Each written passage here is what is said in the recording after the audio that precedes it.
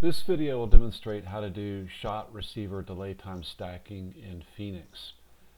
Let's open our project and then create a brand new delay time solution.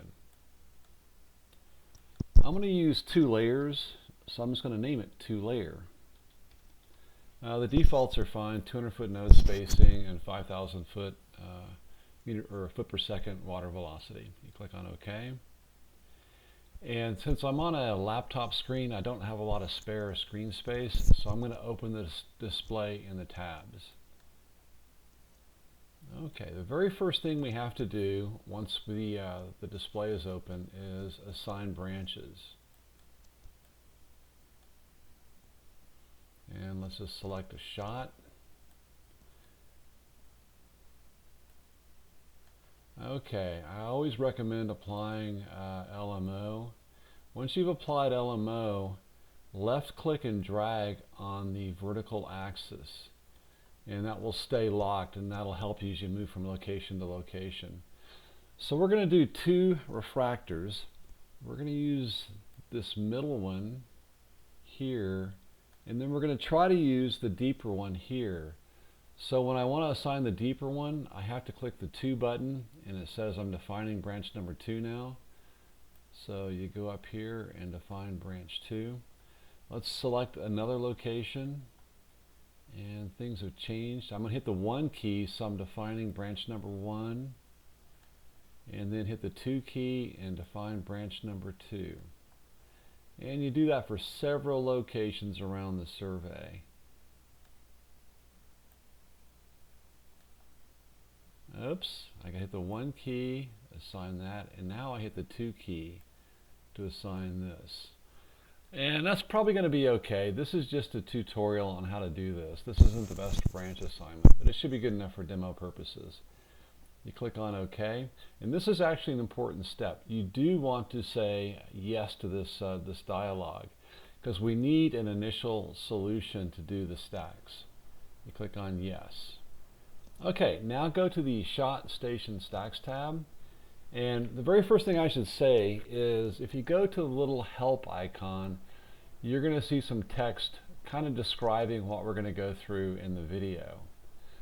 Okay, so let's go back here, and in the middle of the page you see stack selection. There's a new button. Go ahead and click on that, and we're just going to call it pass number 1. And occasionally you're going to need to apply an RMS. I'd recommend doing that in any case. It's the default in Flatirons, I think. And then how many threads do you want to use on your computer? This process is I/O limited to some extent, so you're not going to get much gain past, say, 8 or 16 threads.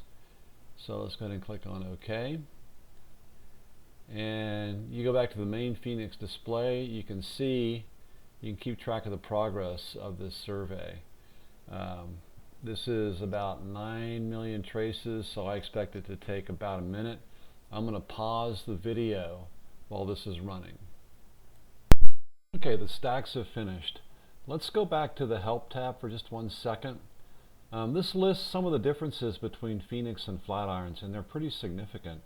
One huge difference is that Phoenix stacks every branch simultaneously. So when you're doing picking, you have to select which branch you're going to pick.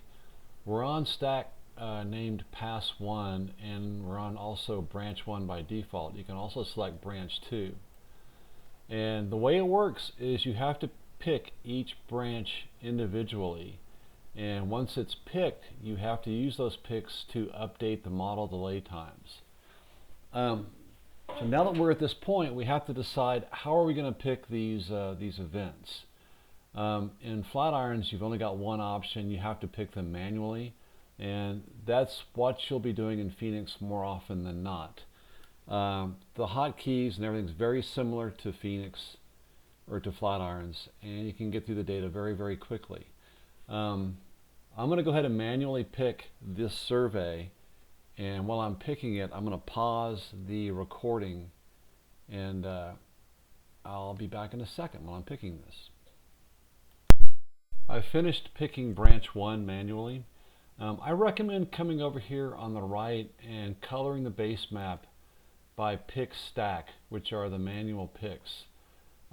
This can help you find any inconsistencies, leg jumps, errors, whatever. I really recommend looking at this plot here. Okay, so we've picked the events for branch number 1. Now we have to update the main model. Another big difference is Phoenix does not automatically update the delay times like Flatirons does. That was a deliberate choice to make things work better on really giant data. Okay, go to the second tab from the left over here, and it says Model Time Update. We're going to do 50%, which is the default in Flatirons also, and we're using the manual picks, pick underscore stack, to do the updating. Later on, if you can use an automatic picker, you have to select that automatic pick version to do the update. So you just click on Update Model Delay Times. It tells you it's done. Okay, and now we move on to branch number 2, and the same thing. We have to go back and manually pick this, so I'm going to pause while I'm doing that. I've finished picking branch number 2. The picks look consistent. You can toggle back and forth between the shots and the stations. Everything looks fine. Let's do the model delay time update for branch number 2 now. The same options are going to be fine. We're using pick stack. Just click model update delay times. And there you go. As an aside, I'm going to cover geometry QC in this display in a separate video. There's a lot to cover, and that'll be covered in another video. So we're not going to do polarities. And there are polarity problems on this survey, it turns out. Okay, so we've gone through both branches, picked them, and updated the model delay time. Let's create a new stack. And we're going to call it pass number 2. And click on OK, and that's going to run for a minute or two, so I'm going to pause the recording. The second set of stacks just finished. It's going to click on OK, and let's select pass number 2 up here.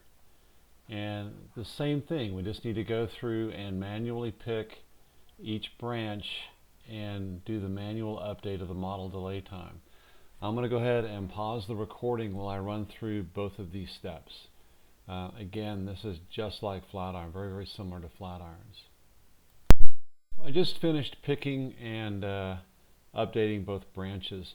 One thing I want to point out is the improvement you get from one pass to the next. Let's go back to pass number 1, branch number 1, and look at the histogram down here for the picks. The average is 3.6 with a standard deviation of about 13. It's quite large. Now if we go to pass number 2, you can see the average is 0.5 and the standard deviation is down to 0.4. So this gives you an idea of how fast your solution is converging to the correct answer. I'm going to show you one last thing. We're going to stack it one last time, and then I'm going to show you how to use the auto pickers instead of manual pickers. So go to New, and we're going to call it pass number 3, and click on OK, and as always, back in a couple minutes. Okay, the third pass is finished. Let's go ahead and select it. This time we're going to use an auto picker to pick it. On a small survey it doesn't make much difference, but if you've got a billion traces it can save a lot of time. And this really works best after you've already gone through 1 or 2 passes. Select the third icon from the left, batch picking, and we're going to use the pick event nearest time, the peak. You just click on compute picks, and it's done very rapidly. You may have to come back over here and turn on those picks manually. The other thing the program does is it selects pick nearest time in this display, so you can see if there's any anomalies, any bad picks, and you can see this is really great.